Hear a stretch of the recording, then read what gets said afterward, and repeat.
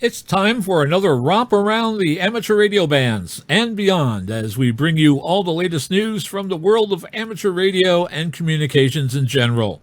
Now in our 23rd year of service to the amateur radio community all around the world, we are This Week in Amateur Radio, North America's premier amateur radio and technology news magazine and bulletin service of the air. Here are the stories for release around the earth as we come to air with edition number 1221 of This Week in Amateur Radio. Police in Texas seize a transceiver for allegedly interfering with police communications. Are you looking for a job? We will be telling you about two. The FCC is hiring for a telecommunications specialist, and the ARRL is seeking a public relations and outreach manager.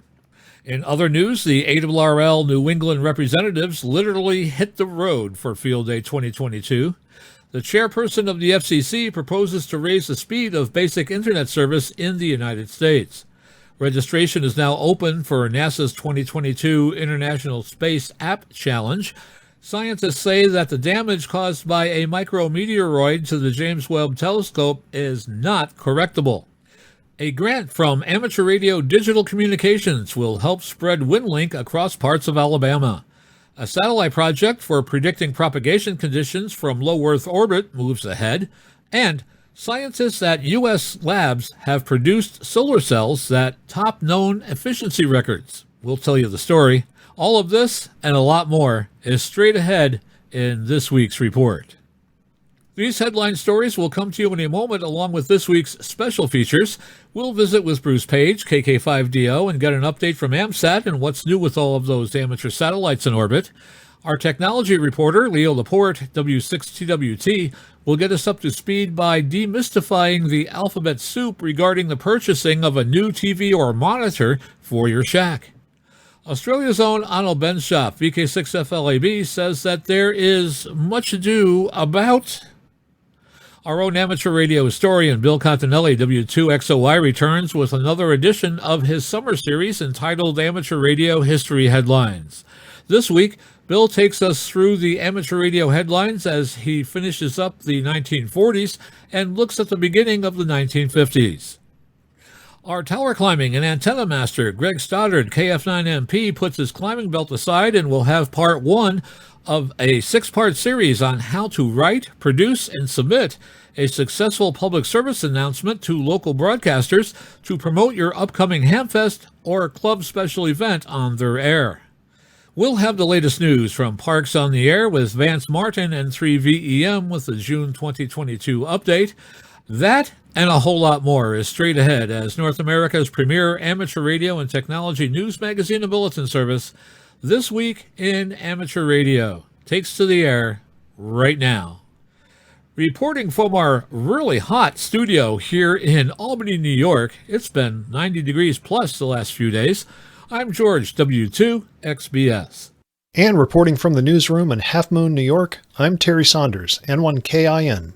And reporting from our news bureau in Rochester, New York, along the southern shore of Lake Ontario, I'm Dave Wilson, WA2HOY.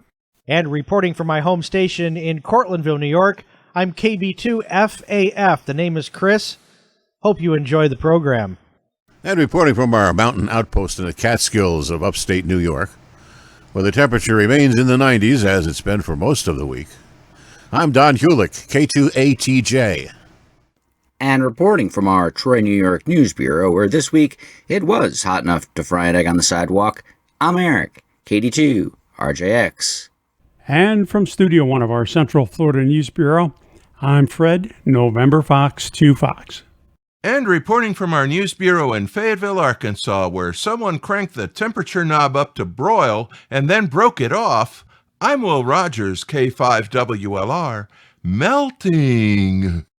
And now with this week's lead story, here is Terry Saunders, N1KIN. Leading off the news this week, authorities in Graham, Texas seized a handheld radio that they said had been transmitting illegally for months on emergency frequencies used by the Young County Sheriff's Office. According to local media reports, the transmissions on the dispatch channel often included the voices of a man, woman, and some children yelling at one another, and the sounds of a barking dog. A story in the Olney Enterprise newspaper said that the police were so hampered in using their own assigned frequencies that they often had to use cell phones instead to communicate. Sheriff Travis Babcock contacted the Federal Communications Commission, which provided him with an official statement to read on the emergency channel, but that failed to bring the transmissions to a halt. A news report said that on July 8th, 2 officers patrolling in their car heard the unauthorized traffic and were able to track down the radio and its owner. The owner of the radio was not identified. It was not clear what charges would be filed against the owners of the radio, which is now the property of the county sheriff's office. Charges could range from a misdemeanor for interfering with public duty to a federal offense for interfering with emergency communications. The House of Representatives on Tuesday passed the Spectrum Coordination Act, which would require the National Telecommunications and Information Administration and the FCC to update their Memorandum of Understanding on spectrum coordination. The NTIA and FCC already have updated their spectrum coordination efforts and established a meeting schedule, so it seems a matter of making it all official and getting it on the books, so to speak. Their old MOU dates back to January 2003. Just last week, FCC Chairman Jessica Rosenworcel and Assistant Secretary of Commerce Alan Davidson announced the launch of a joint task force to nail down the details of the new MOU between the two agencies. Back in February, the FCC and the NTIA agreed to an initiative to improve their coordination on spectrum management.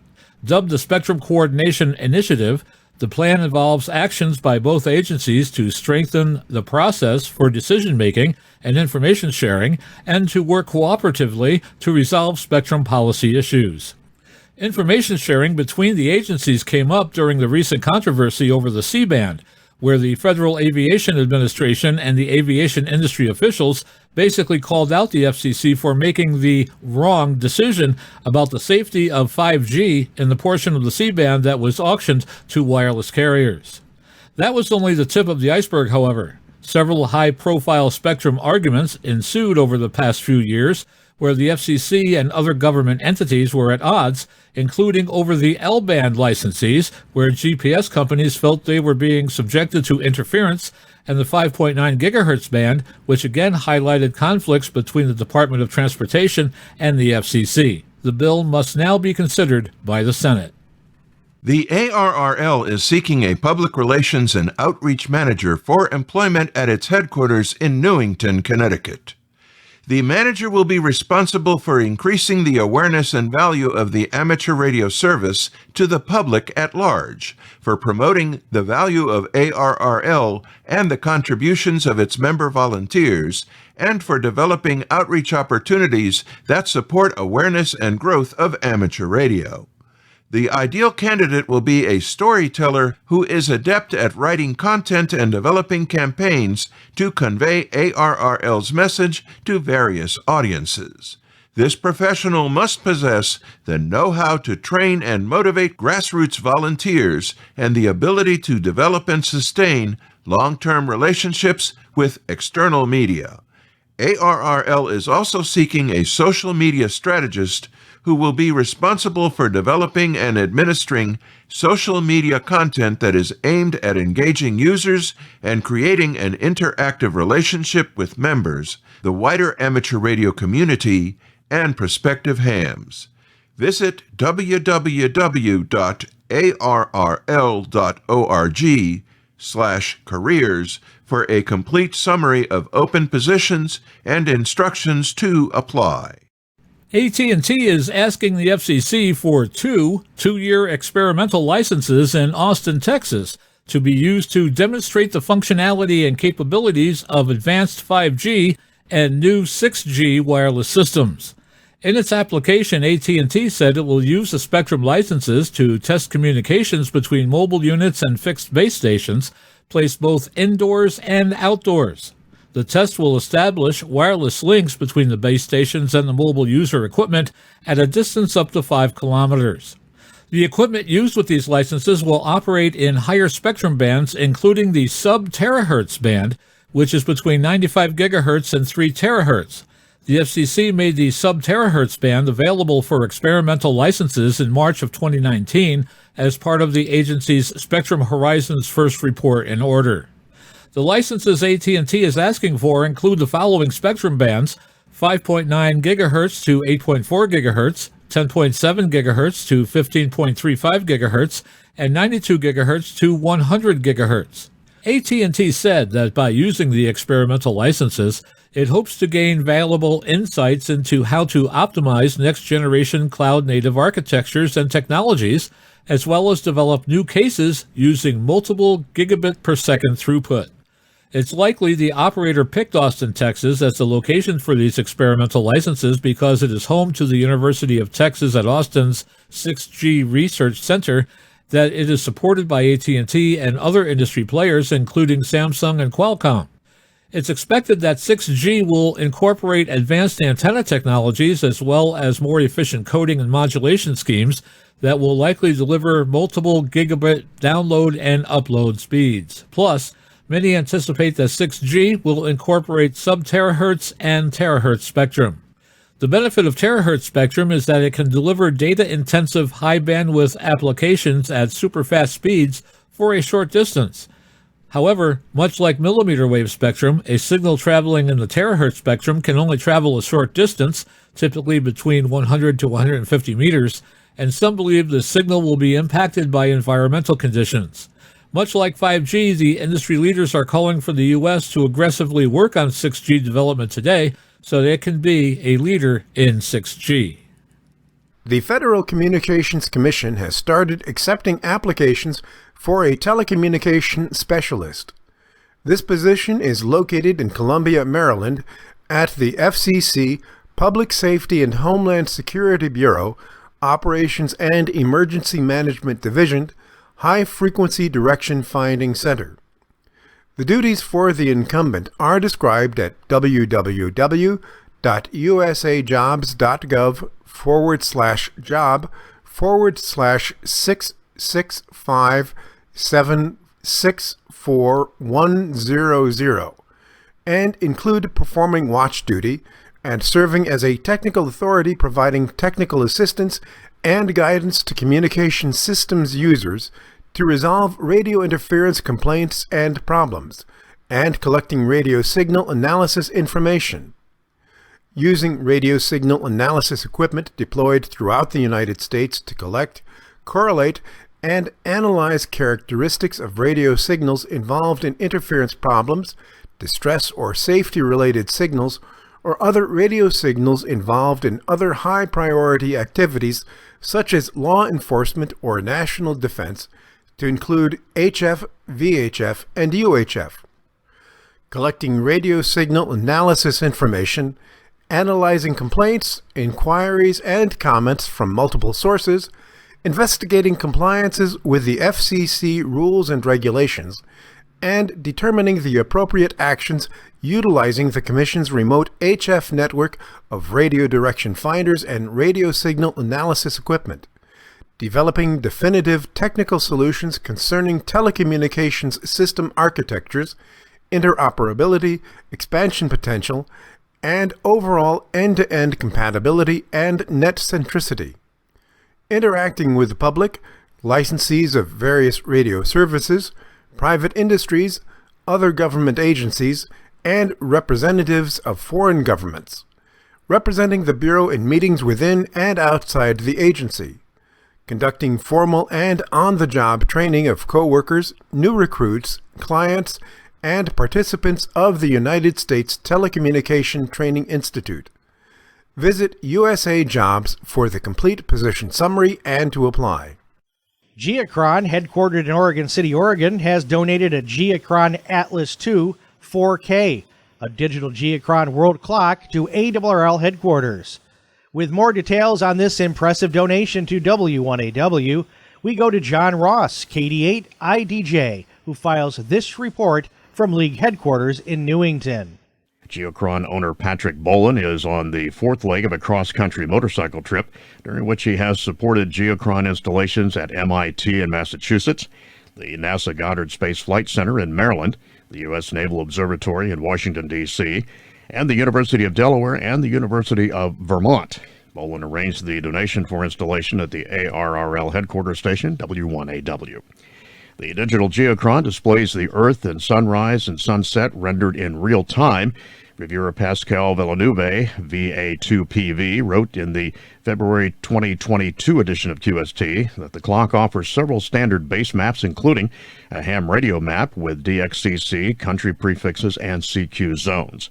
There are several data layers, with some using live updates from the internet. Layers can be turned on and off and adjusted by the viewer using the included remote. It's very simple to set up and operate. The device is a small computer that plugs directly into any HDMI port on your TV via a short cable. A subscription to a premium bundle supports real-time data for radio amateurs, including live propagation information, AMSAT satellite tracking, and maximum usable frequency overlays. We are honored that ARRL has received the donation of a digital geochron, said ARRL Director of Operations Bob Nauman, W5OV. And he added, it's beautiful maps of the Earth and the utility. So much of the information will be displayed and will be a treat for members to see and use when visiting the station. ARRL thanks Patrick Bowen for arranging this donation and for geochron support. The Atlas II was reviewed in the February 2022 edition of QST. The Geochron Digital Atlas II 4K displays the Earth with sunrise and sunset, rendered in real time, wrote reviewer Pascal Villanova, VA2PV. The Geochron allows any observer to determine what time it is anywhere in the world. The mechanical version of the Geochron was introduced in the early 1960s, and current models continue to grace spaces from homes to boardrooms. The first digital Geochron was introduced in 2018. ARRL New England Division Director Fred Kemmerer, AB1OC, and Assistant Director Anita Kemmerer, AB1QB, went on a road trip for this year's ARRL Field Day, which was June 25th and 26th, logging nearly 1,000 miles and visiting 13 radio clubs over the course of the weekend. John Ross, KD8IDI, has more details in this report from League headquarters. Director Kemmerer said it was a great trip. We have been very much looking forward to visiting field day sites around New England this year. It was great to see everyone's face-to-face and see many ways that folks approach field day. We very much enjoyed talking with folks about their club and their field day experiences, he said. On Thursday, before the official start of Field Day, they visited the Meridian Amateur Radio Club in Connecticut to help them celebrate 75 years of being an ARRL-affiliated club. During their visit, Director Kemmerer was joined by Vice Director Phil Temples, K9HI, and Assistant Connecticut Section Manager Betsy Doan, K1EIC, to present a plaque recognizing the club for 75 years as an ARRL-affiliated club. That plaque was presented to Club President Ed Snyder, W1YSM. The Kemmerer's weekend ended in Scarborough, Maine, at the Field Day site of the Wireless Society of Southern Maine, also an ARRL-affiliated club. Temples was also traveling during this year's Field Day weekend. His trip was approximately 320 miles, and he visited 7 Field Day sites in the western and eastern Massachusetts sections. His last stop was at the Whitman Amateur Radio Club in East Bridgewater, Massachusetts. More Field Day stories about the combined 1,300-mile journey of the New England Division representatives are available at the Division's website. Our Field Day Journey by AB1OC and AB1QB, or at My Field Day Journey by Phil Temples, K9HI. Former FCC Chairman Ajit Pai arguably did devastating damage to net neutrality and many regulatory factors that went along with it. One of those being the claim that a fairly abysmal, by today's standards, 25 megabits per second download speed and 3 megabit per second upload speed were acceptable standards for internet service speed. Current FCC Chairwoman Jessica Rosenworcel disagrees with that stance and recently proposed a boost in U.S. broadband standards, raising them to 100 megabits per second download and 20 megabits per second upload. Rosenworcel put her proposal of raised U.S. broadband standards before fellow commissioners of the FCC recently, as reported by Ars Technica, where former FCC Chairman Ajit Pai once claimed that 25 megabits per second download and 3 megabits per second upload were enough, as adopted under 2015 Chairman Tom Wheeler. Rosenworcel claims times have changed and these standards simply don't fit today's regular needs in internet service. The needs of internet users long ago surpassed the FCC's 25/3 speed metric, especially during a global health pandemic that moved so much of life online, Rosenworcel stated in her announcement. The 25/3 metric isn't just behind the times, it's a harmful one because it masks the extent to which low-income neighborhoods and rural communities are being left behind and left offline. Laws in the United States require the FCC to annually assess whether advanced telecommunications capability is being deployed to all Americans in a reasonable and timely fashion. It also demands the FCC take immediate action to accelerate deployment if it should find current standards lacking. Ajit Pai was instrumental during the Trump administration in dismantling net neutrality regulations and protections before his resignation prior to the Biden administration's tenure. Keeping standards low was arguably part of Pai aiding telecom companies with passing grades in annual assessment and reporting. Chairwoman Jessica Rosenworcel will need a 3-2 Democratic vote in the FCC to overturn Pai's prior deregulation, but if it passes, it could mean big things for internet standards in the U.S. Stay tuned for further updates as we follow this story. Registration opens for NASA's 2022 International Space Apps Challenge. For more details on this year's event, we go to John Ross, KD8IDJ, who files this report. Billed as the world's largest annual hackathon, the theme for this year's NASA International Space Apps Challenge is Make Space, celebrating the motto of There's Always Space for One More. Space Apps strives to eliminate barriers of access to space and science opportunities. The challenge will focus on Earth and space science, technology, and exploration. Participant registration for in-person and virtual events is now open through October 2nd of 2022. Space Apps provides an opportunity for everyone across the globe to use their passion for creativity, innovation, and unique perspectives to tackle challenges created by NASA experts. The challenges range in skill level, expertise, subject matter, and objective, and they span a spectrum of disciplines and interest, including artificial intelligence, software development, art, and storytelling. ARRL and amateur radio share several overlapping interests with NASA's objectives, including amateur satellite communications, amateur radio on the International Space Station, and STEM, science, technology, engineering, and mathematics programs that interest young people in both space and radio communications.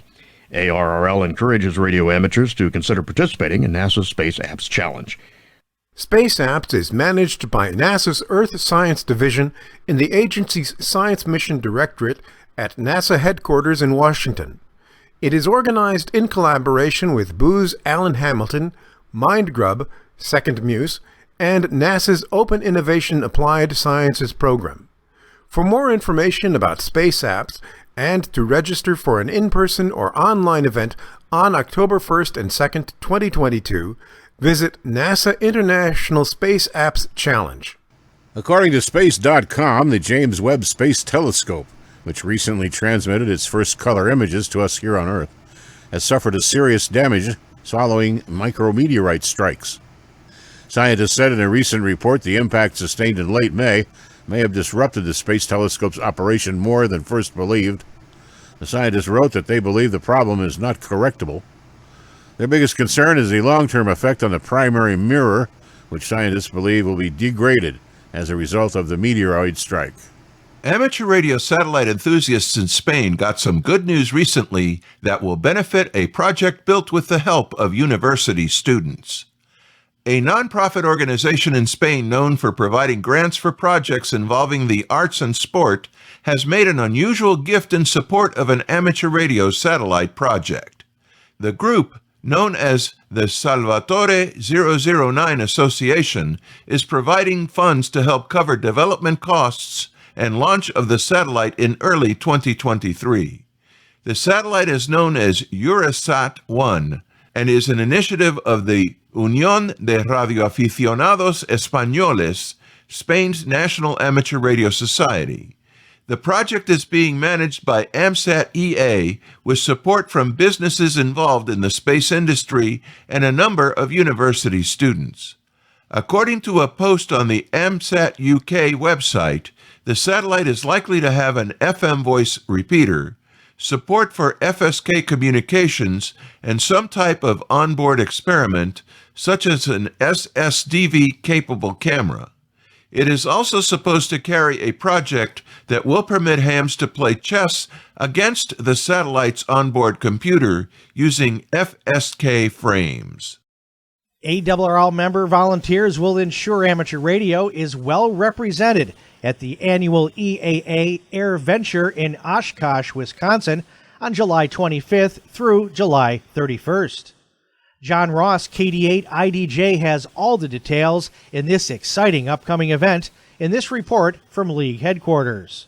More than 10,000 aircraft and 500,000 flight enthusiasts make Whitman Regional Airport the busiest airfield in the world during AirVenture. ARRL has participated in AirVenture since 2018, supporting an exhibit that encouraged pilots and aviation enthusiasts to discover radio communications and radio technology through ham radio. ARRL Director of Public Relations and Innovation Bob Inderbitson, NQ1R, has organized a booth, that'll be 2152 in Hangar B, and an all-volunteer team. There's a kinship among the aviation and amateur radio communities, Inderbitson said. In addition to introducing newcomers to ham radio, we expect to meet hundreds of ham radio pilots at AirVenture. This is a great opportunity to show off ham radio at such a great large-scale event. Frederick Hart, AA0JK, and Bob Inderbitson, NQ1R, wrote Growing Amateur Radio, one pilot at a time, in the January 2019 issue of QST, describing some of the opportunities and experiences pursued by pilots who become active ham radio operators. Children attending KidVenture at 2022's AirVenture will be able to build a simple radio receiver kit, encouraging their discovery of radio communications. The kit, designed by student engineer Levi Zima, K94YHS, with additional support from his sister, Kristen Zima, KC9RWG, has been an ARRL offering since 2021. It's great fun to see children at AirVenture walking around with the radio kits they've built and tuning it in to busy air traffic control towers throughout the event, said Inderbitson. Radio communications is a key part of learning about avionics. ARRL is grateful to EAA AirVenture for sponsoring the activity, which promises to introduce a lot of young people to radio. According to the International Amateur Radio Union Region 1 newsletter, a project in the United States that makes use of sensors on satellites in very low Earth orbit is looking for proposals that will help develop a better way to predict HF propagation in the ionosphere in real time. The program is known as Ouija and is being undertaken by the Defense Advanced Research Project Agency, or DARPA, which is part of the United States military. The agency wants to monitor the ionosphere locally and continuously and believes that it will achieve its stated goal. The program focuses on the section of the ionosphere that is between 125 miles and 185 miles in altitude, or 300 to 400 kilometers high. In announcing the project this past spring, DARPA said a more predictable environment for communications will be an aid for military communication, which includes among its obstacles solar flares and the 11-year solar cycle. Radio World magazine reports that the electromagnetic interference generated by electric vehicles is causing some EV automakers to drop AM radio, that's long and medium wave radio, from their vehicles. Some EV automakers are dropping AM altogether due to audio quality concerns, but that's just one piece of the puzzle as radio continues to fight for space on the dash. In a guest commentary for Radio World magazine, Pooja Nair, communications systems engineer with Xperi Corporation, said that as car makers increasingly offer electric vehicles in their product lists, the availability of AM radio to consumers is declining. And this is because the effects of electromagnetic interference are more pronounced in electric vehicles than in vehicles with internal combustion engines. In other words, electromagnetic frequencies generated by EV motors occupy the same wavelength as AM radio signals. The competing signals clash, causing unacceptable levels of interference. As EV motors grow more powerful, the resulting AM static tends to increase. Pooja Nair called on makers of electric vehicles to devote sufficient resources to mitigating electromagnetic interference. She said that although the character and severity of this interference can be difficult to model and predict, it is clearly more disruptive to AM radio reception than in conventional petrol or diesel vehicles, often causing annoying static and limited coverage. Presumably to avoid difficulties with customers, some EV manufacturers have begun removing AM radios, but not FM radios, from their vehicles.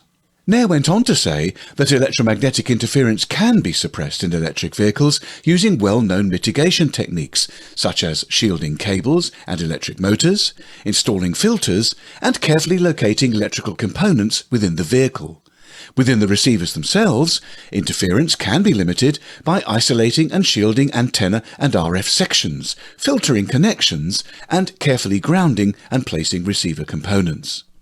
EV manufacturers that have successfully controlled the interference using these methods continue to provide AM radio services in their vehicles. You can read the full article at www.radioworld.com. Though many of the world's lighthouses now operate by automation instead of the efforts of lighthouse keepers, there will be live operators at historic lighthouses around the world on the weekend of August 20th and 21st. They'll be operating radios instead of lighthouses, but in doing so, they will be honoring them. This is the annual event known as the International Lighthouse and Lightship Weekend, which, since 1993, has publicized the need to ensure these structures are not forgotten and are kept up in good repair. What began as an event with 11 operations at lighthouses eventually grew to include 544 lighthouses and lightships across 56 countries in 2011. The 48-hour activation begins at 0001 UTC on August 20th on all frequencies and all modes.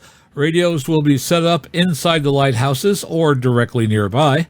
The amateur radio event will be happening on the same weekend that the International Lighthouse Heritage Weekend is held by the Association of Lighthouse Keepers, whose members are committed to preserving lighthouse heritage.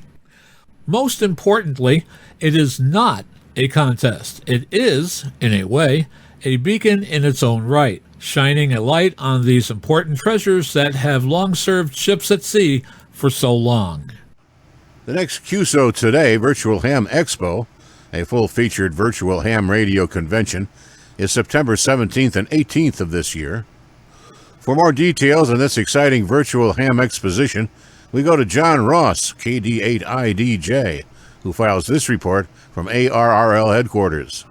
The online event includes speakers and presentations, fully interactive video lounges where participants can meet each other and chat, and an exhibit hall full of vendors and organizations. While the Ham Expo was originally created in August 2020 as an alternative to canceled in-person ham radio conventions due to the COVID-19 pandemic, it has evolved into a regularly held event for amateur radio learning through peer-submitted presentations on nearly every amateur radio subject, lively discussions, and interaction. The Expo uses virtual event technology using platforms produced by VFairs and Kumascope. The Kumascope Space Lounges were a fantastic addition to the Expo last March and were full of hams and conversations during the entire Expo weekend, said Ed Guth, 471UG, the founder of the QSO Today Virtual Ham Expo. New for this year's Ham Expo is the poster gallery hall that includes a product showcase and interactive projects submitted by amateurs. The product showcase is a way for vendors who may or may not have a booth to demonstrate individual products through videos, white papers, and slides. Each showcase is fully interactive through text chat and supports opportunities for vendors to follow up with interested visitors. The poster gallery will also feature and include an opportunity for individuals to submit papers, projects, and articles to be enjoyed by all Expo delegates. Accepted gallery submissions will include a free ticket to the Expo. Sponsor and exhibitor opportunities are still available. The $10 ticket for the Expo will go on sale in August. Anyone can attend the Expo from anywhere in the world over the Internet. For more information, go to QSOTodayHamExpo.com. The ARRL is a QSO Today Virtual Ham Expo partner.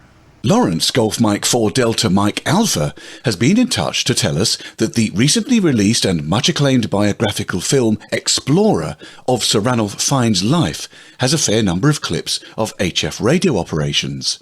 HF comms were a mainstay of many of the expeditions from the early 1970s through to the 2000s, and many of the contacts were with Fiennes' late wife Ginny and Lawrence Golf Mike 4 Delta Mike Alpha, who is now Kilo Lima 7 Lima. During the expeditions, amateur radio operations took place, including successful 144 and 50 MHz high-latitude auroral and sporadic E-layer propagation experimentation.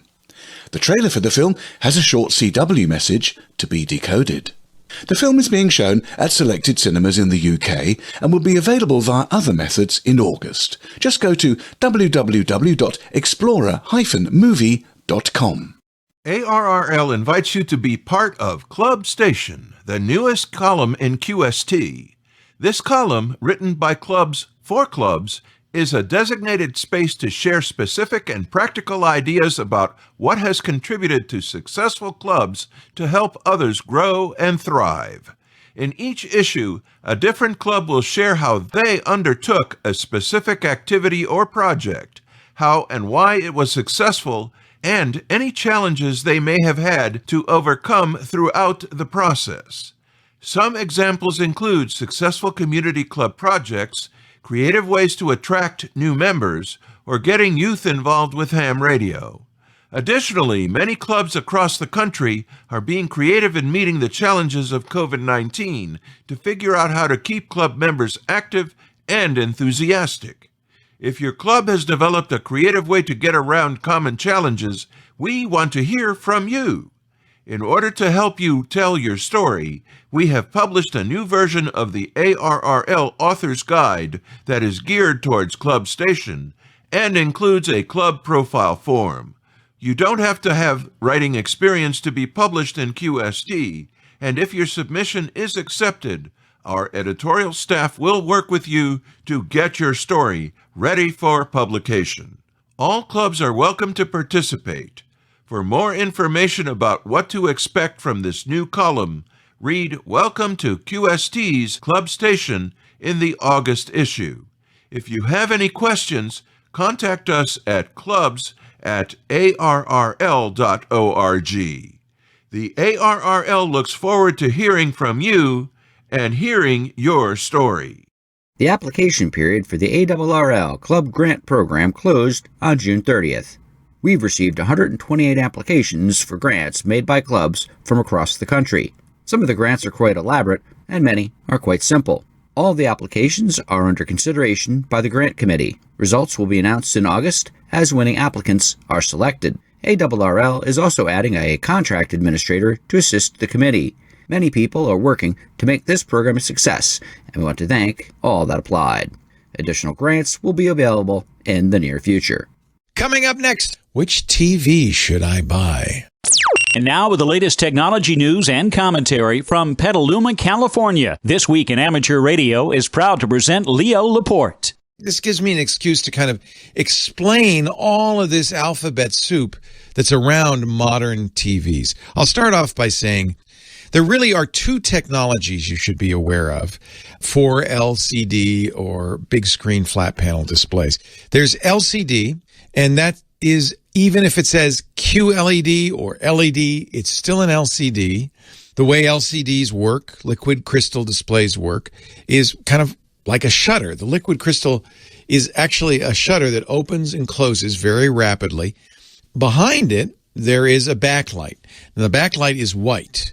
It is as pure a white light as they can get. And there are a variety of ways of generating that. In the old days, it used to be fluorescent. Now it's almost always LED, hence the LED in the name. But it's still a liquid crystal display with shuttering. And, of course, it does red, green, and blue, and it changes those appropriately to give you the right colors. So most of the time when you're talking about different technologies with LCD TVs, you're really talking about the backlight. And there are varieties of ways of doing this. Scott Wilkinson will talk about something called FALD, which is full array local dimming. That is basically, when we had fluorescent tubes, you'd have a few fluorescent tubes, and you might have noticed some hot spots, some brighter spots. It wasn't even. With full array local dimming, you have a full array of LEDs. They're cheaper than fluorescents. They're also more reliable behind the liquid crystal shutters, so that there is an even amount of light on almost every pixel. That's important. And local dimming is great because it means instead of just opening and closing the shutter to a certain degree to make it brighter or darker, you can even turn the backlight in a local area down or off, which gives you a broader dynamic range, darker blacks, brighter whites. That's always something that's been a problem on LCDs. LCDs are very bright. They're great for brightly lit rooms. They're also the least expensive technology out there. But they've always had an issue compared to the older plasma technology and the newer OLED technology, they just didn't have the dynamic range, the high dynamic range of darkest darks and brightest brights, because this backlight couldn't be dimmed. So FALD, full array local dimming, is the most recent technology to help you get a broader dynamic range of lighting on your TV, and that really helps. The most important thing, frankly, if you ask me, among all the specs, we talk about UHD or 4K, that's the number of dots on the screen. We also talk about HDR. That is the most important spec, high dynamic range, because the broader the dynamic range, the more like real world lighting it looks like. Even today, TVs, photography, very few things can cover the full array of brightness and darkness that your eyes can. But the closer they come, the more natural, the more realistic it'll look. And nowadays, since many movies are shot in HDR, many sources are HDR, it really does make a difference in the quality. I think more than the resolution, especially with a big screen like that. You're going to be sitting at a little bit of a distance, 10 feet probably, or more from the TV. The number of pixels per inch is less important than the HDR. So HDR is good, and I would recommend it. I should mention that if you're looking at these 4K TVs, you will not get the benefit of a 4K TV or HDR unless your input sources support 4K HDR as well. This is something that happens to people when they buy these new TVs, $500, great deal. And then they realize, but I'm not getting 4K pictures because you're using an old cable box or an old Roku or an old Apple TV. You will be upgrading if you want to get that full benefit of those beautiful TVs. The sources, your cable box can go to 4K. Call your cable company. There are 4K Rokus, the Roku Ultra. Apple TV comes in 4K as well. If you use an AV receiver, it will also have to be 4K. So if you're pumping your Apple TV into a receiver and then into your TV, you're going to have to upgrade the receiver as well. I ended up buying everything new in order to support my TV. Now, the best pictures in 4K are actually not LCD. I think they've made some great progress. QLED is really good. FALD, full array local dimming, as I mentioned, is really good. But the best picture in flat screen TVs these days is OLED. They don't make plasmas anymore. OLED's the best. It is more expensive. Problem is you can't tell at the Costco because they're set on the demo mode, which is a very bright, colors are extra vivid to make you go, ooh, that looks good. That's not what you want. When you get it home, you're going to turn that off, put it in cinema mode. The colors will be more muted. The light will be not quite as bright. It'll be more natural. When your eyes get used to that, it's actually preferable. It's a much more accurate picture, but that's never what they show in the store. So it's very hard to judge side-by-side TVs. There's one more thing to consider in both of these, and that's the software. Smart TVs. That means you can run Netflix, YouTube. You might even be able to run a browser in them. I caution you against using that as a way to choose TVs, because in most cases, smart TVs, the software is not as good as the same software running on a Roku or an Apple TV. They're not kept as up to date. It's not unusual, for instance, I have Samsung TVs that the browsers are no longer useful because they've expired and they haven't been keeping them up to date. You'll also find with Samsung anyway, they put ads in the smart TV interface. I'm not a big fan of that. I don't want to see ads for Samsung products. In some cases, you can turn that off. But I would, if you think you're going to use the smart TV features, I would look at them and make sure, A, that the usability is good. I think Samsung and LG both are fairly good in that regard. But you might want to try it to make sure you agree. You like the remote. I think, again, that's more a matter of personal taste than actual technical differences. I think they're both pretty good. And I would take a look at the interface for the smart TV if they're showing you ads. You should also read, I know this is a lot of work, but you might want to also read the privacy statement. One of the reasons I'm not a fan of smart TVs in general is they very often, in fact, I would say almost universally, certainly with Samsung, and I bet with LG too, watch what you're watching and send that information back to marketers for advertising and ratings purposes. You may not want that. What I generally do with smart TVs, I don't connect them to the internet. I don't want the smart features, and I really don't want the privacy invasion When you don't connect a TV like that to the internet, it can't do that. It can't watch what you're watching. It can't put ads on the screen, but you won't be able to use the smart TV features. So that's another reason to recommend getting a good Roku Ultra or an Apple TV 4K, plugging that into the TV and using that instead of using the Samsung or LG smart TV features. It is a good idea to check to see if you're getting the latest model. It's going to be a little tricky because when they sell in big box stores, a lot of companies, and both Samsung and LG are doing this, use model numbers that don't match what they use when they sell in other places. So you can't compare models. Often the models sold in the big box stores are older.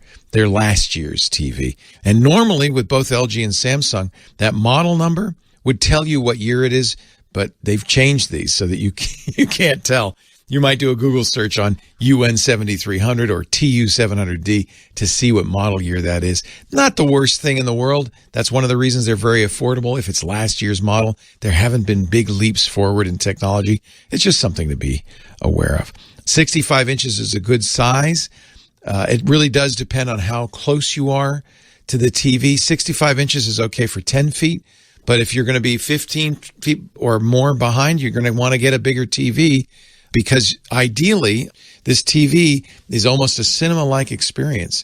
Ideally, you want it to, cover 45, 50 degrees of view. It's not going to be 90 degrees, but you don't want to be looking left and right. It's not like you're sitting in the front row at the movie theater. But you want enough so that, your peripheral vision is actually seeing something. So that's about 50 degrees, something like that. Maybe, I don't know, maybe that's 90 degrees. So you want to be fairly close to it. There are online guides to viewing angle and distance and the appropriate size. 65 is pretty big, but there's some things to think about in terms of the technologies. Anyway, I'm glad you were here, and I'm here, and I'll be here next week, and I hope you'll come by and bring your friends too as we talk high tech. Leo Laporte, the tech guy. Are you ready for another trip into amateur radio history? I'm Bill Continelli, W2XOY, and I'll be back in a moment with another edition of the Ancient Amateur Archives, here on This Week in Amateur Radio. This is Bill Continelli, W2XOY, with Amateur Radio History Headlines. 1947, the Atlantic City Conference. Amateurs lose the top 300 kilocycles of 10 meters from 29.7 through 30 megacycles, and will lose the 14.35 to 14.4 megacycle segment on 20 meters. But they will gain a new band at 15 meters, which will run from 21.0 to 21.45 megacycles in the future. To compensate hams for their loss, the FCC allows them to use the 11-meter band, which runs from 26.96 to 27.23 megacycles on a shared basis with industrial, scientific, and medical devices. TVI is starting to become a problem. The ARRL determines that Channel 2 is very vulnerable to TVI and recommends that it be eliminated, but the FCC removes Channel 1 instead. Also in 1947, the transistor was developed by Bell Labs. 1948, single sideband is fully described in the amateur publications. The FCC creates Class A and Class B CB radio between 460 and 470 megacycles. 1951, the FCC completely reorganizes the amateur license system. The Class A, Class B, and Class C licenses are replaced by the Advanced, General, and Conditional class respectively.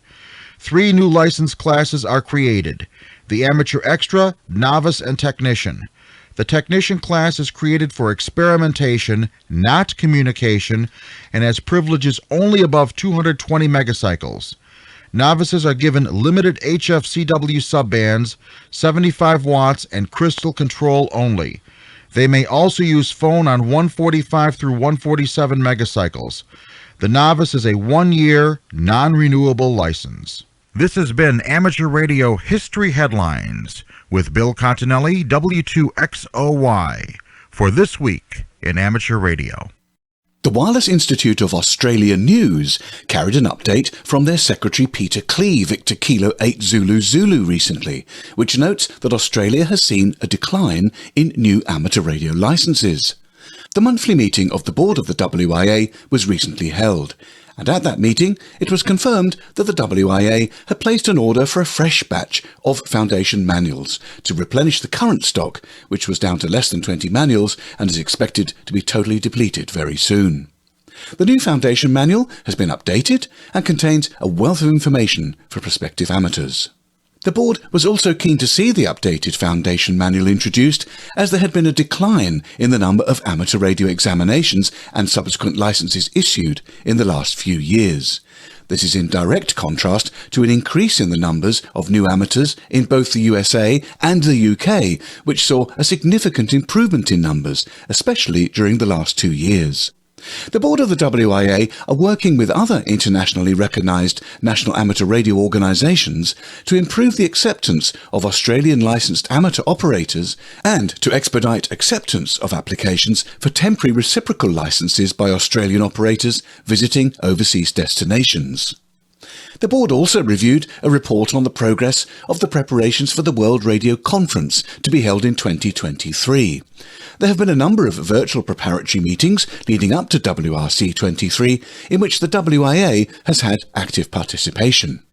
The World Radio Conference is held under the auspices of the International Telecommunications Union every 3 or 4 years and sets all of the international radio regulations and ratifies band usage for the entire spectrum for all countries.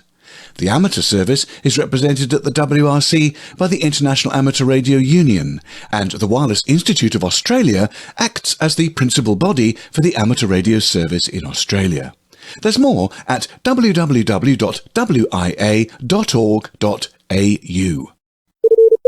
Foundations of Amateur Radio. There are days that my brain just cannot keep up with all the ideas that I have spinning around, and today is one such experience. Before I take you on this wild ride, I will mention that I'm only going to focus on the amateur radio specific things going on, but I tend to have a couple of projects on the go at any one time. Much like a messy desk piled high with paper, books, gadgets, parts and coffee cups, my mind has this sometimes exhausting tendency to see connections between various projects, and often this results in deeper rabbit holes. So with that in mind, I'd like to make an attempt at describing all the amateur things that are going on at this very moment. So here goes. Hang on. It all started with 2 friends, independently and until now, unbeknownst to each other, playing with a mode called Digital Radio Mondiale, or DRM. It's something I've talked about before. One friend is trying to decode it, the other is trying to generate it.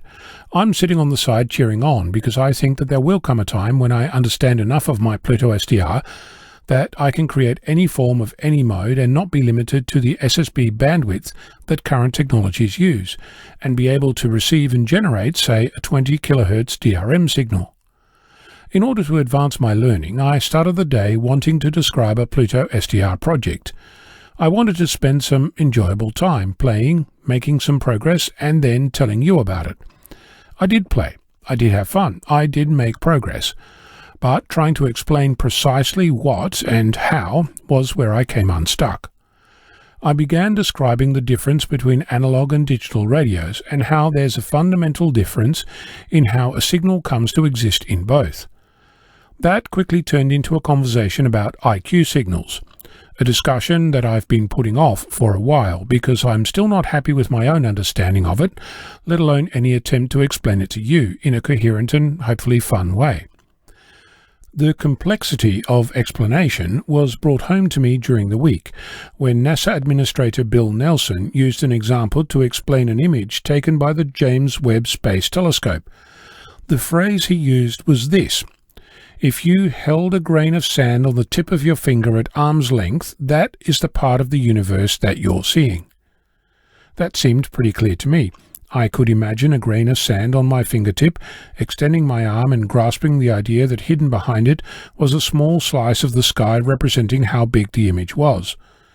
For me, that explanation was excellent, especially when Bill Nelson went on to say that the things you were seeing were galaxies, each made of 100 billion stars, each likely with planets in orbit.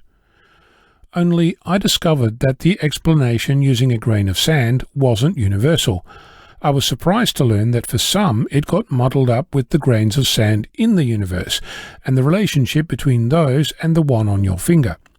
To be clear, I'm not saying there is anything wrong with misunderstanding, but it reminded me in a visceral way that how we explain things matters, and there are plenty of times when my own efforts fail to achieve their intended purpose of making things easier to understand.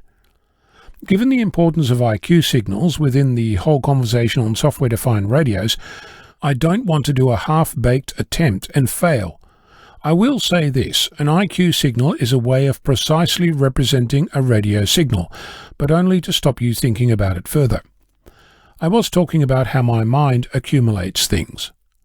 The Nano VNA that's sitting on my desk, gifted to me by a friend, is a fantastic example of the similarity between it, software-defined radio, and say a tiny SA, which I came across last week. Let me unpack that a little.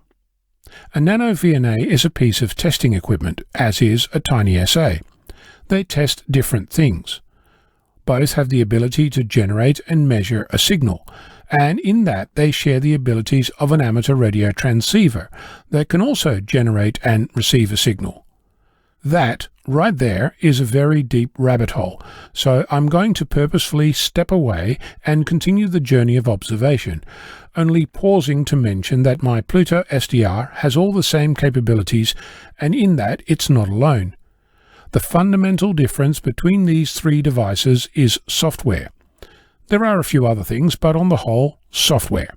So I'm carrying around this mush of things that are almost the same but different, almost understood but not quite, almost ready to explain but not yet. In an attempt at going forwards by moving sideways, I went on to investigate other things prompted by people who send me emails. For example, code plugs and DMR. And frankly, I felt unclean reading the various explanations. I'm a firm believer in open source, and this is like asking an ICOM owner to explain the benefits of using Yaesu hardware. Another question was around bending antennas, as in, what happens when you drive down the road and your VHF antenna bends? Or what happens if your HF dipole is bent to fit in your garden? Superficially, I can say that the antenna changes as its bounding box changes shape. That means that the feed point impedance will change, as will the resonant frequency. The radiation pattern will also be affected, but sitting down and discovering just by how much is going to take more time than I have available whilst attempting to string together some coherent words on a topic I love.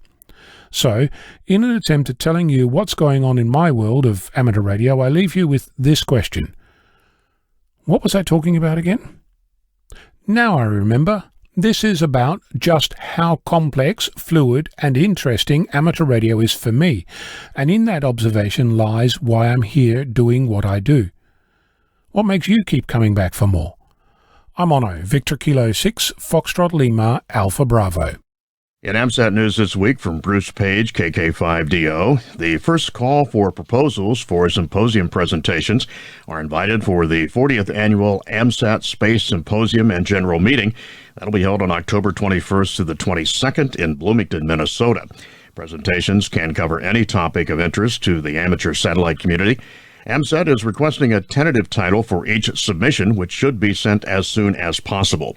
A final copy must be submitted, though, by October 14th, 2022, to be included in the proceedings. Abstracts and papers should be sent to Dan Schultz, N8FGV, at n8fgv@amsat.org. According to the July 17th AMSAT News Service Weekly Bulletins, the annual AMSAT Space Symposium will feature amateur radio satellite presentations, operating techniques, news, and plans from the amateur satellite world. There's a board of directors meeting that's open to AMSAT members. Opportunities to meet the board members and officers also there. AMSAT's annual general membership meeting, and an auction, an annual banquet, a keynote speaker, and door prizes. More information about the 2022 AMSAT Symposium will be posted on the AMSAT website as it becomes available. Bernie, Zulu Sierra 4 Tango X-Ray, has announced on QRZ.com that he's planning a 2-metre Earth-Moon-Earth de-expedition to Angola between August the 12th and the 16th. Earth-Moon-Earth, or moon bounce, is a technique whereby high power is used via high-gain antennas pointing at the moon to bounce signals off it. He'll use the call sign Delta 2 Tango X-Ray from the Cubango province, and his 144 MHz equipment will be two 2M18XXX stacked Yagi antenna systems and an ICOM 9700 transceiver. Bernie said that he's trying his best to sort out the logistics in order to operate on the 6-metre and 70-centimetre amateur bands as well. If any other band becomes a certainty, he'll post information on QRZ.com immediately. But he asks amateurs to hold back on any 6-metre or 70-centimetre specific requests until he can confirm the additional activity. So at the moment, only 2-metre Earth-Moon-Earth will definitely be activated. More conventionally, Bernie hopes to also operate HF Morse on the 40-metre and up bands, using just 100 watts of transmitting power. Direct QSLs for the D2TX activation can be requested from Linz, Papa Alpha 3, Charlie Mike Charlie. Contributors and sponsors will receive a quick logbook of the world confirmation, as well as a paper QSL. Bernie recommends keeping a watch on QRZ.com for updates. It's time for the Propagation Forecast Report, brought to us each week by Tad Cook, K7RA, in Seattle, Washington.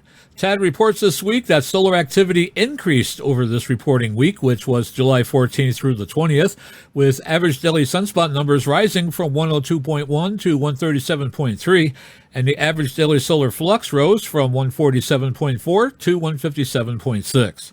The peak sunspot number occurred on July 17th, which was 166, and peak solar flux was 171.4, which occurred on July 15th. Geomagnetic activity peaked on July 19th when the planetary A index was 26 and the middle latitude A index was at 19. Alaska's high latitude College A index was 43, and the K index was at 6, 5, 5, 6, and 5 between 0900 and 2000 UTC. The average daily planetary A index decreased this week from 12.4 to 9.4. A crack opened in the Earth's magnetic field on July 19th, allowing a solar wind to stream right in.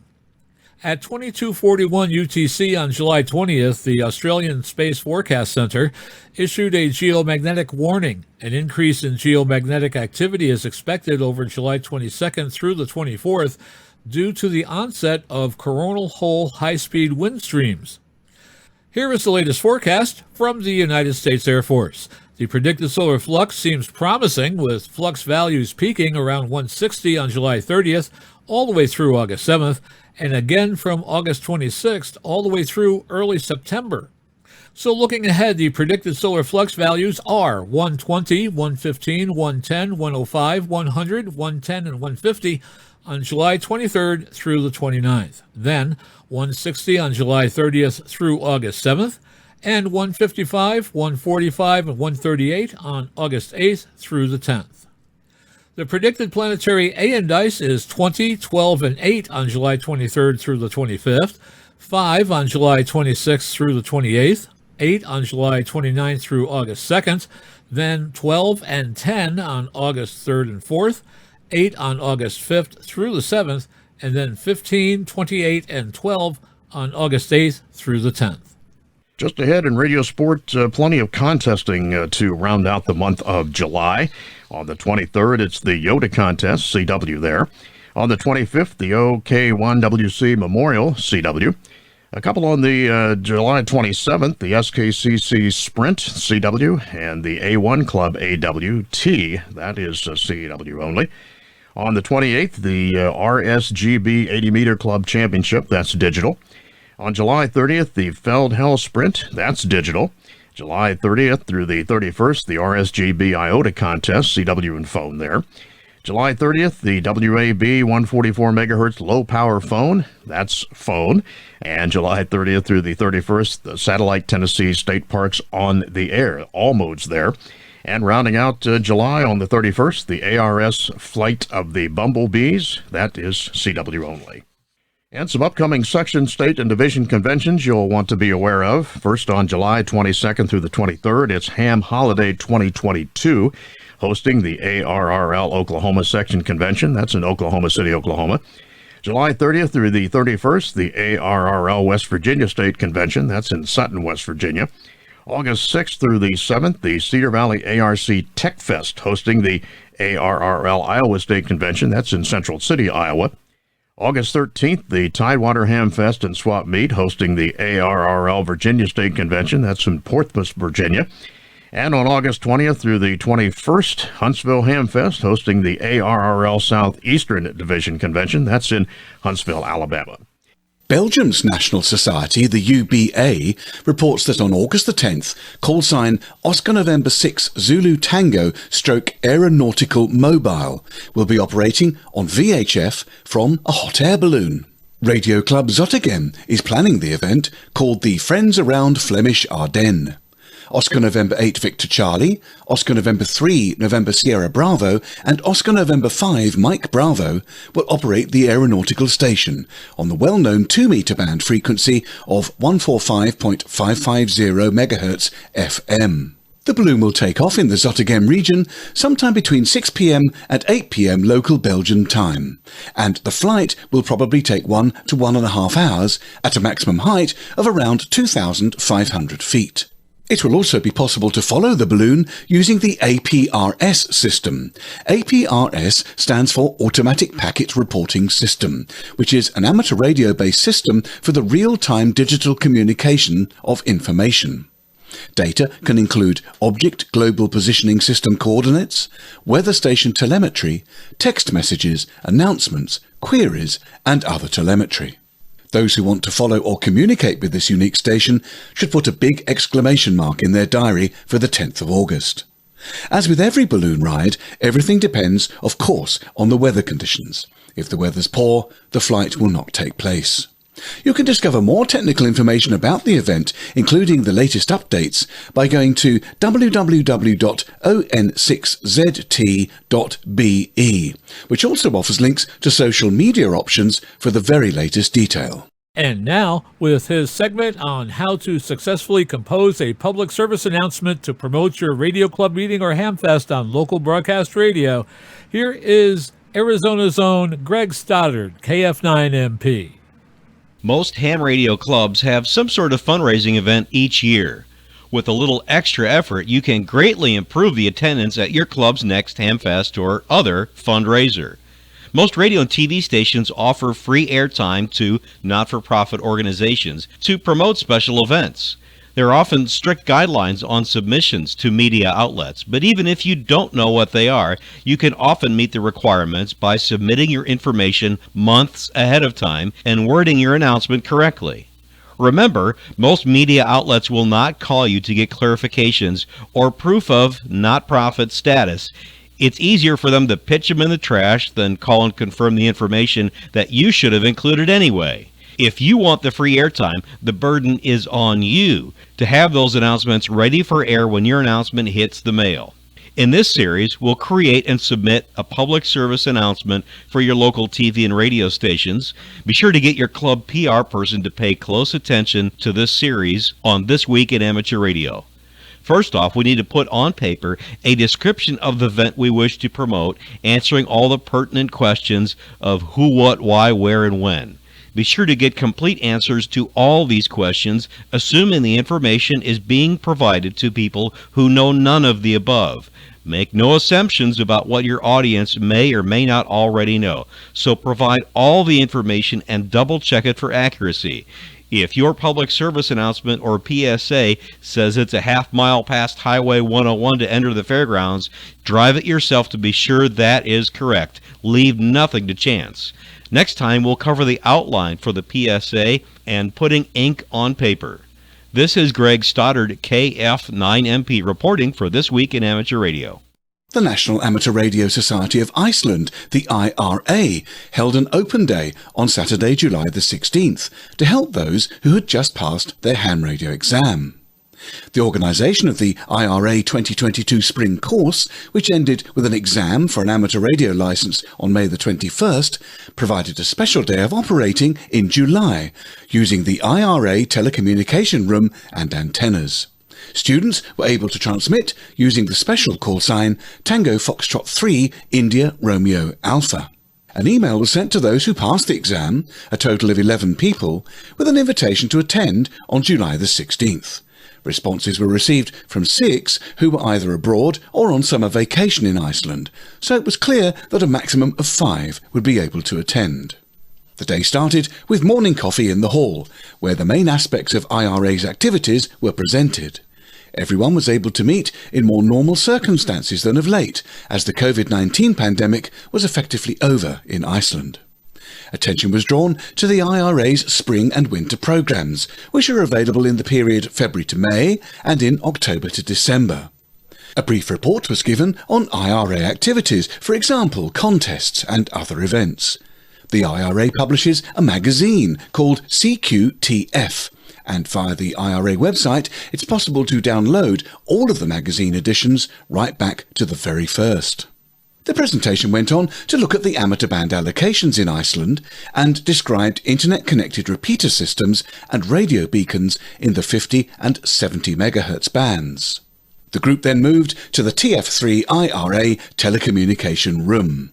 TF3 IRA's QSL cards were distributed, and the process of correct logging of contacts was worked through, including such matters as what is CQ and what is CQDX.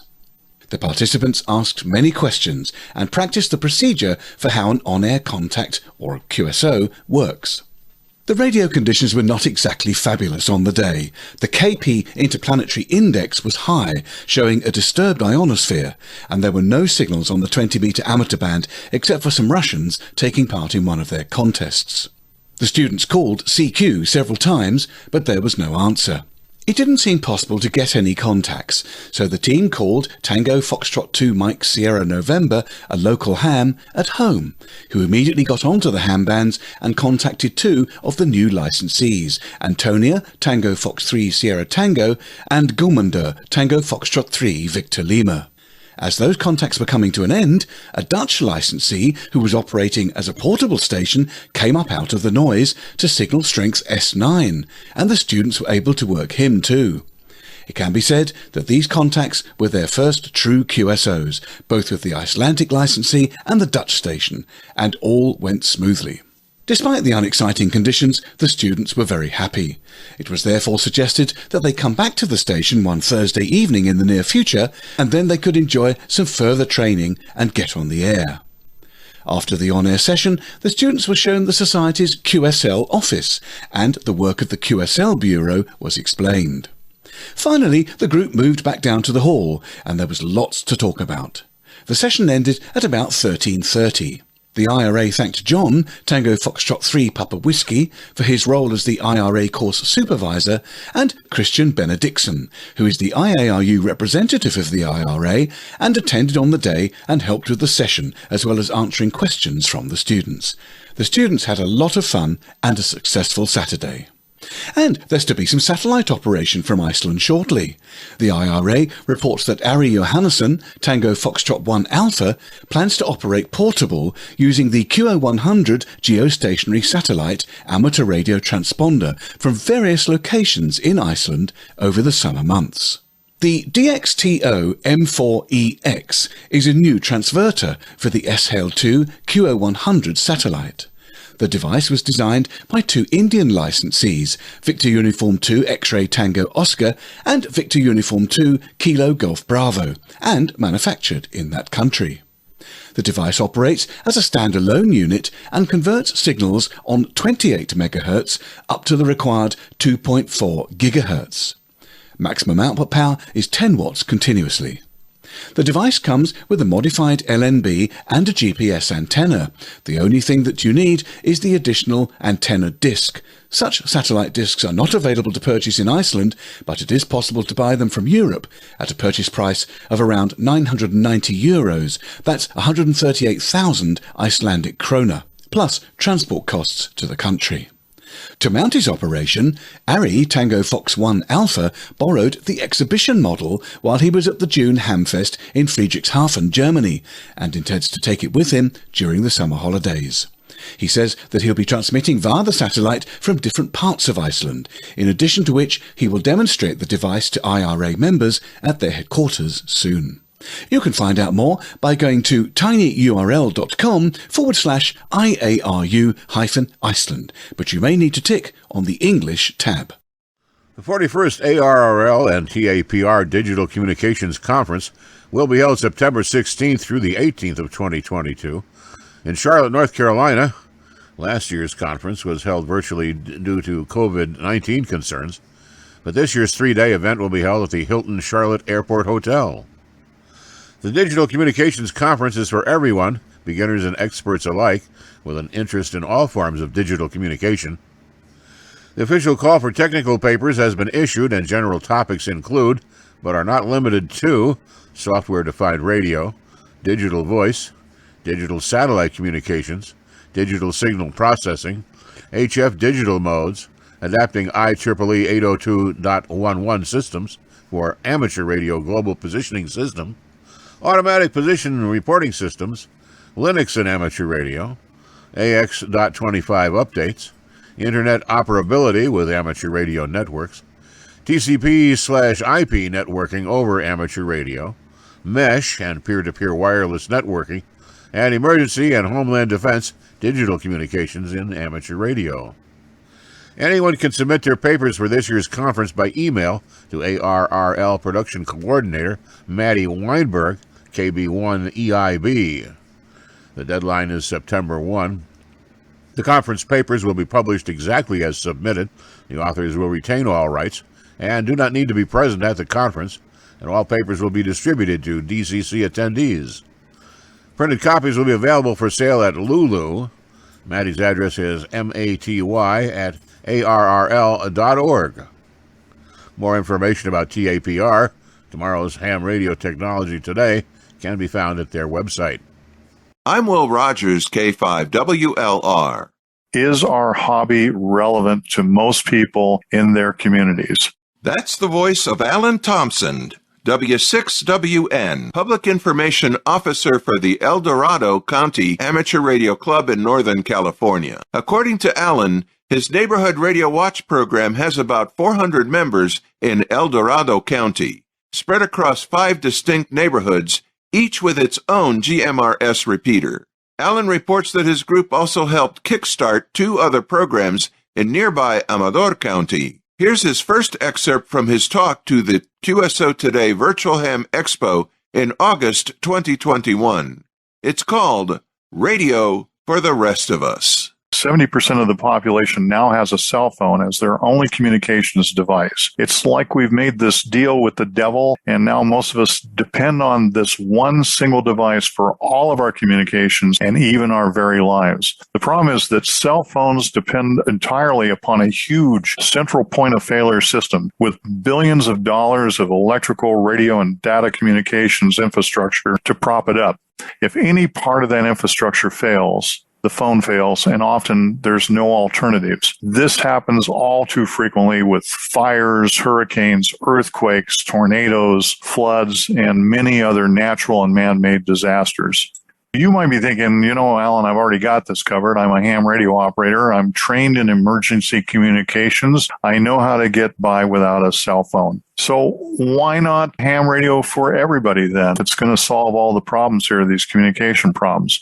Let's look at a couple of issues here with ham radio. Ham radio is great. We all know that. But ask yourself, how many of you have spouses, family members, friends, or neighbors who don't have a ham radio license? In case you haven't figured it out yet, most of these people are never going to trade their cell phones and get ham radio licenses. It's all about relevance. Is our hobby relevant to most people in their communities? Probably not.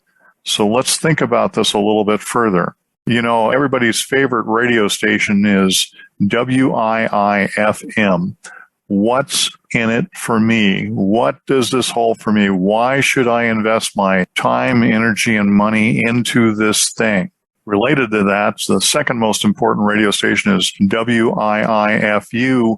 What's in it for us? What's in it for my community, for my family? This is going to be something we need to think about in terms of how do we pitch any type of radio solution to non-ham radio users. So let's take a look at a few aspects of ham radio that might be getting in our way. First, let's talk about costs. So at the bottom of the barrel here, you're maybe looking at inexpensive, under $100 you can get into this. However, that's the figure that I told my wife that I paid for all my gear. And actually, it's considerably more than that. I hope if I die that she sells it for what it's worth and not what I told her it was worth. But the sky is the limit when it comes to ham radio gear, isn't it? So this is maybe at the lower end of the extreme. You go up a few notches. If you're like George Ulm, W9EVT in Washington Island, Wisconsin, the sky is the limit on cost. George, by the way, owns over 750 radios, and you can actually tour his facility there if you make an appointment. All you have to do is just do a Google search on W9EVT, and you'll find all kinds of information about George. So we've got cost as a factor. Sometimes the entry costs to get a decent ham radio system are just beyond the interests of most people. It's just not relevant to them. You need to make a value proposition in order for them to spend the money on that radio. The other barrier to our hobby is you need to know something about electronics to pass a test to get a license. Most regular people simply aren't going to do that.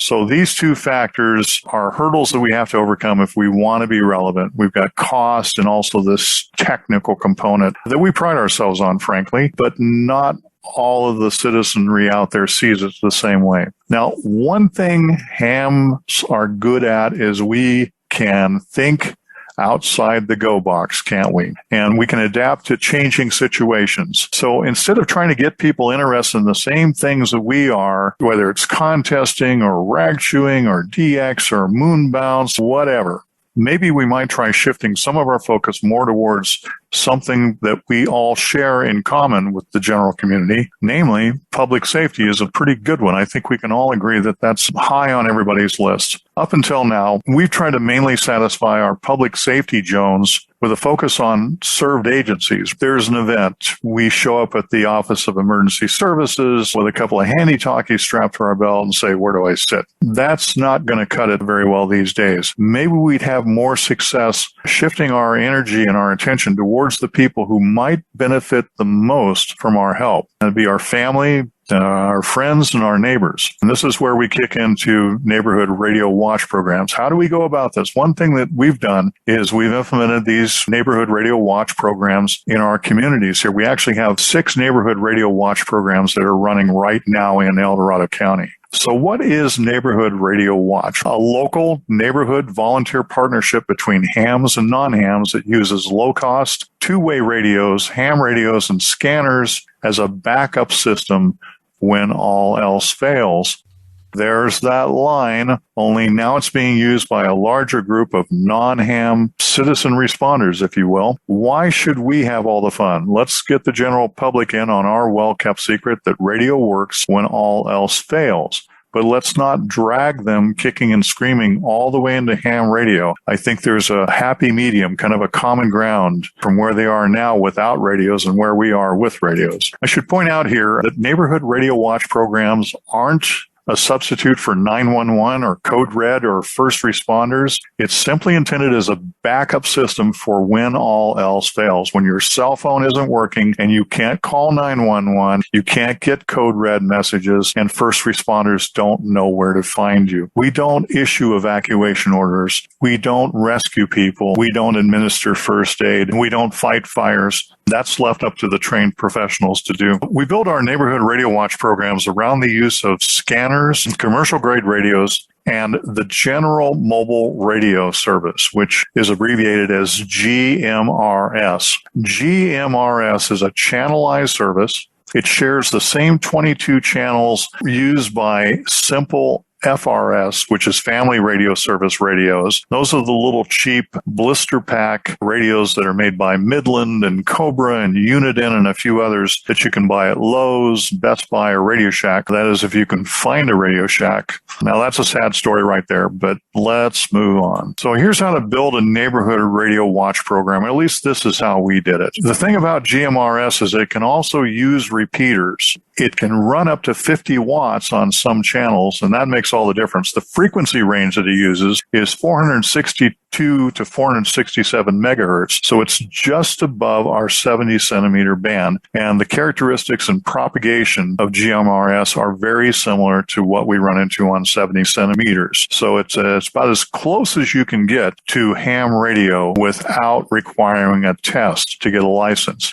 Now, it does require a license. The license is $70. It's good for 10 years, and one license covers your entire family, spouse, children, grandchildren, parents, grandparents, brothers, sisters, aunts, and uncles, whether they're living with you or not. And let's hope that all those people are not living with you, or it's going to be pretty crowded in there. Surprisingly, our ham radio licenses don't cover GMRS. You will need to get a separate GMRS license. And for radios, we get good used commercial Motorola, Vertex, ICOM, and Tate radios that come out of public service. They may be last year's model or a few years back. We recondition the handy-talkies with new batteries, program the radios for each area's local GMRS repeater, and then we sell them virtually at cost. You'll notice there's not a lot of buttons on these radios.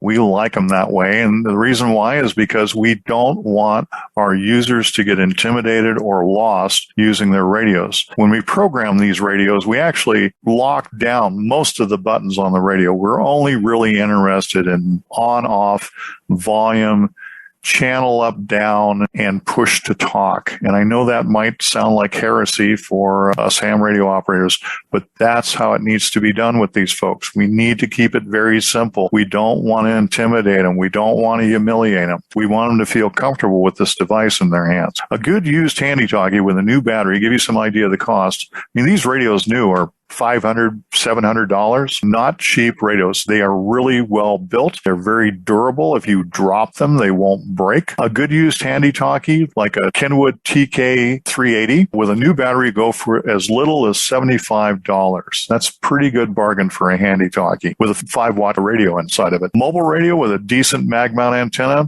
now you're looking at maybe 40-watt radio, $125 to $200. Really cheap. A base station radio, which is really just a mobile radio that you add a 12-volt power supply to and an outdoor antenna, maybe $200 to $300. By the way, do not buy Baofangs or Midlands or other radios that are advertised as GMRS only. They won't support some of the critical functions that we use, and we'll explain those in a bit here.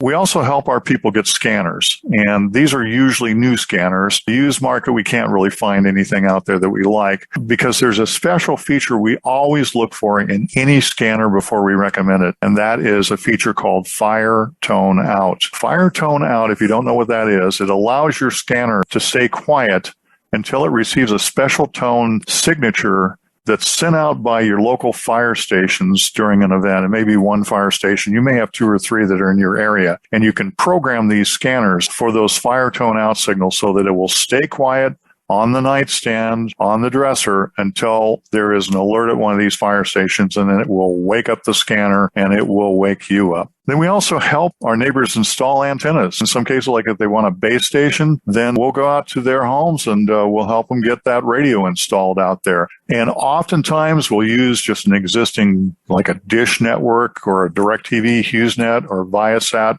mount and cable that's already installed in the customer's house. All of us have those leftover mounts that are just sitting there doing nothing. And the 75 ohm coax, not a problem. The mismatch is not significant enough to really make any difference. Much easier just to go ahead and reuse that coax rather than trying to string around some new wire or some expensive cable like an LMR 400. You don't need to do that. Let's talk about how we build a community radio program, kind of a building block, a diagram, if you like. At the most basic level, you probably have neighbors who don't even own radios. That's most of the neighbors out there, and a lot of them never will get radios. And maybe their next door neighbors will. Maybe their next door neighbors have a few just simple FRS radios around, family radio service radios, those blister pack radios. Those are compatible with GMRS, and they can be used in a neighborhood radio watch program. They just can't transmit to the repeater, but they can listen to the repeater output if they're in range. Okay, so this is the most basic building block of a neighborhood radio watch program. Now, next you add to that some folks that have GMRS radios, and they can talk simplex with their FRS neighbors. Again, they share the same 22 channels, but they can also talk to the repeaters. And so because we're in the Sierra foothills, some of these GMRS neighbors are also located on ridges and hilltops. This gives them an advantage in being able to spot and pinpoint fires quickly. We call them our falcons. Many of our falcons also become net controls. Yes, we do have net controls in our neighborhood radio watch program, and we'll talk about that in a minute. Their location, those higher locations, also give them a better spot to hit the repeaters from. And that's one of the reasons why we like them for net controls, because they get a good, strong signal. Now, you add a repeater into the mix. So a 1 to 5 mile simplex radio range now becomes 20 miles or more. And sometimes we don't even need that to cover an area. So we will sometimes adjust the power levels and adjust the antennas just to cover the geography that we need to cover. Again, this is equipment that's come out of public service, relatively inexpensive. We can put together a pretty darn decent repeater, about $400, $500, something like that. And we do situate these repeaters at known sites that have protection. They've got generator backup power there. They've got fire suppression. Usually we will locate these in vaults that we already have our equipment in for our 2-meter and 70-centimeter repeaters. Established relationships really help here. And that concludes our first excerpt from Radio for the Rest of Us, a talk given by Alan Thompson, W6WN, Public Information Officer for the El Dorado County Amateur Radio Club in Northern California. We'll bring you our second excerpt from his presentation given to the QSO Today Virtual Ham Expo in August 2021 next time. International Amateur Radio Union Region 1 reports on a new program which plans to use satellites to monitor the ionosphere. The Defense Advanced Research Project Agency in the USA has issued the first call for proposals for its Ouija project, which aims to use sensors on very low orbit near-Earth satellites to gain new insights into the propagation of shortwave radio waves in the ionosphere. Due to the high density of charged particles, signal propagation in the ionosphere is difficult to predict. Continuous monitoring of the ionosphere in situ, right on the spot, would for the first time allow near real-time predictions. The HF Committee of IARU Region 1 will continue to follow this topic closely and report on it. You can find out more about the DARPA Ouija project at www.darpa.mil, that's Mike India Lima, and then navigate using the News tab. The CW Operators Club reports that their Spring 2022 CW Academy program is complete, and 314 students completed courses to learn Morse code or improve their CW skills. CW Academy's goal is to increase the number of competent CW operators on the HF CW subbands. It addresses all levels of enthusiasts, from those aspiring to become licensed operators, those who want to learn and use Morse code, to veteran operators who want to increase their CW skills, speed, and activity. The CW Academy classes are offered 3 times a year and consist of students from around the world. Classes typically have 4 to 6 students, led by an experienced advisor who helps them with exercises and encouragement to learn and have a little fun along the way. There are 4 class levels of training offered that range from students who want to learn Morse code and have no experience, to licensed operators who have on-air CW experience and desire to increase their speed or become more comfortable with contests, casual contacts, portable operating, or other on-air activities. The CW Academy emphasizes head copy skills, along with effortless sending.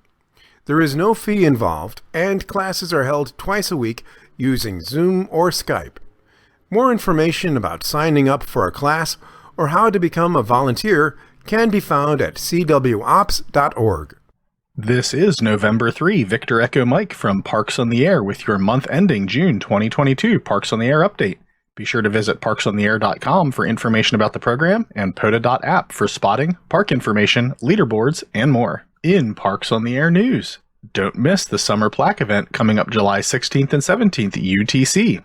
This is our busiest weekend every year, and it's your chance to win one of 17 high-quality plaques for your shack.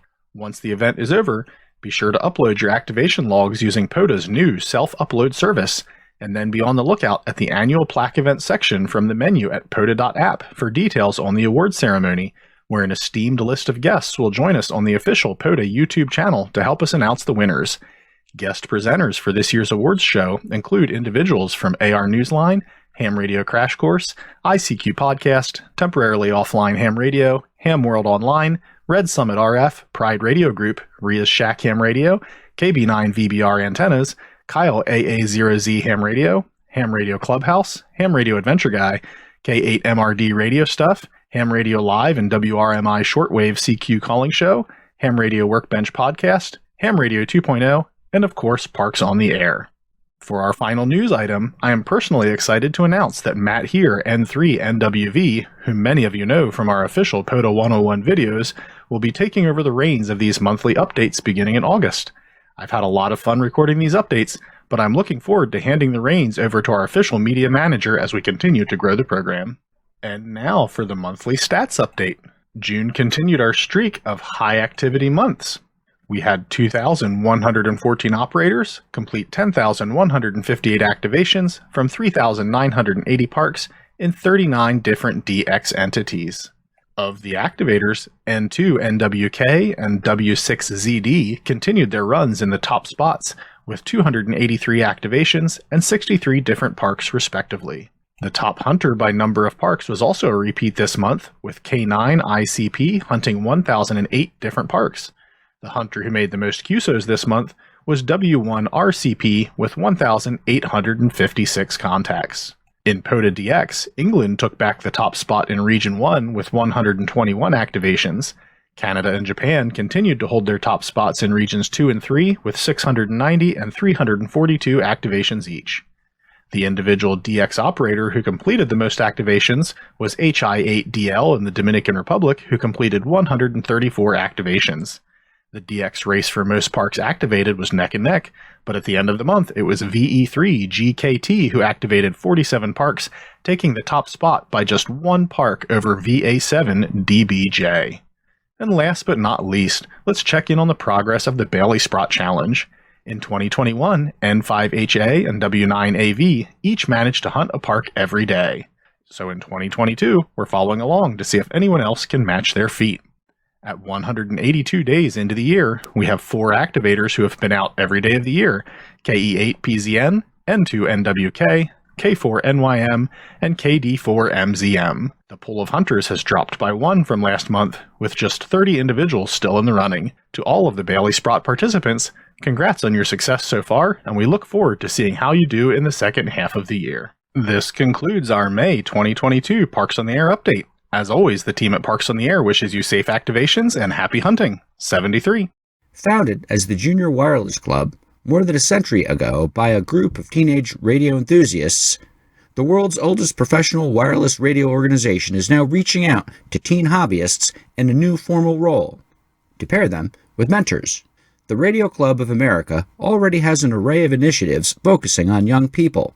A youth activities program launched 3 decades ago focuses on STEM studies through ham radio, a college scholarship program that supports students in engineering and related fields, and a young professionals program that boosts the careers of those under the age of 30. The club's mentorship program brings young people and veteran RCA members together for an intensive year of one-on-one support. The RCA's president, John Fasella, K9FJ, said in a statement, RCA recognized that an important new value for our membership was to have our more experienced members provide help to members who are relatively new to the wireless industry. The program recognizes the need for diversity and inclusion and will encourage both mentors and mentees to outline goals and expectations as their year together gets underway. The program's co-chairs are Paul Scateria and David Witkowski, W6DTW. Additional details are available on the RCA website at radioclubofamerica.org.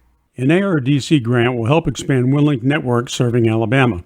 An expanded WinLink network will be soon built in Alabama to serve health care and emergency response emergencies throughout the state, with the help of funding from the Amateur Radio Digital Communications. The planned expansion is a project of the Healthcare Community Amateur Radio Club, KK4BSK, comprising of hands who volunteer or are employed in health-related agencies and participate in drills, public events, and real-time disasters. The purchase and installation of new fixed stations will fill the gaps that now exist in the WinLink network. According to the announcement on the ARRDC website, a grant of $126,564 will fund the purchase and installation of portable stations. A grant for $72,382 will be used for fixed locations. The Dave Calter Memorial Youth DX Adventure Team is back home after making 8,200 contacts over a long weekend in Curacao, breaking their previous record of 6,583. Team members Candace, KE8MMS, TJ, K04FFA, and Brennan, K6BFL, worked through the pileups on single sideband and CW, despite being without an internet connection or the ability to do digital modes due to technical difficulties. Co-leader Jim Storms, AB8YK, reported that once the travel difficulties were over, operation otherwise ran smoothly, and they have another fabulous group of young operators there. The PJ2Y operation was hosted by PJ2T Caribbean Contest Consortium. We will mention that the expenses were considerably higher this year compared to previous trips. If you'd like to donate or know a young person to recommend for next year, or to see the QSL information, see their website at qsl.net/N6JRL. If you'd like to hear more details about the trip, tune into Neil's full interview with him on Ham Talk Live, episode number 301. Old pieces of radio history that had a home in Highland County for several years now rest in a West Virginia museum due to the efforts of the Highland Amateur Radio Association. Today, most people take radio for granted as they have been able to listen to music and news like it's always been there. However, if you could go back to before the turn of the century and turn on one of today's radios, all you would hear would be silence and static. It was only after the turn of the 20th century when you might even hear only Morse code dits and das, then used to communicate because voice was not yet possible. It was not until Christmas Eve 1906 when Canadian Reginald Fessenden made the first transmission of voice and music over the airwaves. However, even if you knew Morse code and wanted to listen to the traffic between ships and their land stations, you could not go into a big box or appliance store and purchase a radio receiver off the shelf, let alone a transmitter.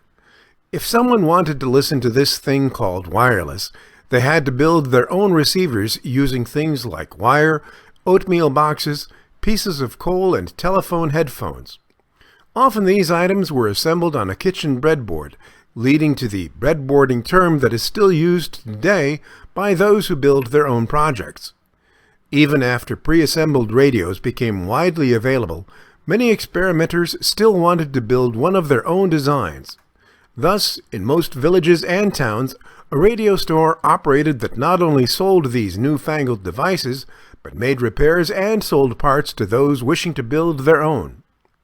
Recently, HERA member David Gunderman notified the club his father, Robert, needed to relocate to a smaller residence and wanted to donate his early homebrewed radio equipment to an organization that would not only honor those early radio pioneers, but preserve the equipment he designed and built for future generations with an interest in early radio history to enjoy and appreciate. Thus, a different and challenging project was undertaken by the Highland County Club. A few years ago, the Highland County Historical Society found an old wooden-cased radio in the Highland House Museum attic and contacted HERA to find information about it. The local club put out an inquiry to fellow amateur radio operators who collect antique radios and similar equipment. A ham in Switzerland referred them to Huntington's West Virginia Museum of Radio and Technology. Contact was made with the museum, and not only was information about the Dayton, Ohio-made radio provided, but an offer to repair the radio to working condition was offered. That response led to the West Virginia Museum being selected to receive the Gunderman collection. And finally this week, scientists in a United States military lab have announced that a newly developed solar cell has broken a record for efficiency. A U.S. Department of Energy laboratory has broken the record for solar cell efficiency, creating a solar cell that is 39.5% efficient under lighting conditions equivalent to that of direct sunlight. The achievement was reported in a recent issue of the journal Joule. Scientists in the department's National Renewable Energy Laboratory are also testing the solar cell for its usefulness in powering such devices as communication satellites, which require high cell efficiency. Under those conditions, efficiency dropped somewhat to 34.2% efficiency. Although a 41.1% efficiency has been reported with other experimental solar cells, those levels were reached by cells using highly concentrated light. In an article on the website Interesting Engineering, the principal investigator, Miles Steiner, said, "The new cell is more efficient and has a simpler design that may be useful for a variety of new applications, such as highly area-constrained applications or low-radiation space applications." For now, however, the bright light of promise is overshadowed by one factor that cannot be overlooked. Production costs are prohibitive. Researchers are apparently working on that and hope to have that resolved in the near future. This Week in Amateur Radio is heard on nets and repeaters all across North America and around the world on great repeater systems like the KD5 DMT 145.290 and 443.025 MHz repeater system in Centerton and Garfield, Arkansas. Owned and operated by the Benton County Radio Operators Club, serving Northwest Arkansas, Southwest Missouri, and Northeast Oklahoma.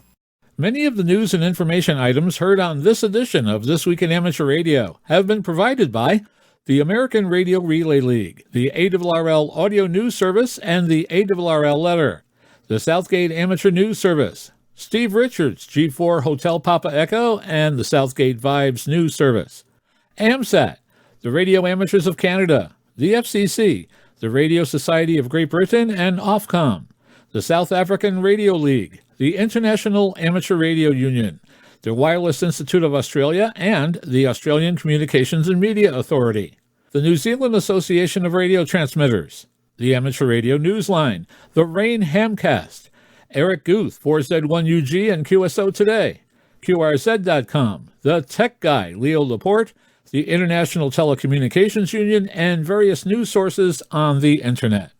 With special thanks to all our weekly news sources and to you, our listeners, that wraps up this edition of This Week in Amateur Radio. If you would like to write to us, you can find everything you need, including archive editions of the news service, at our website at twiar.net. And now, for all of us at This Week in Amateur Radio headquarters and all our news team around the world, this is Will Rogers, K5WLR in Fayetteville,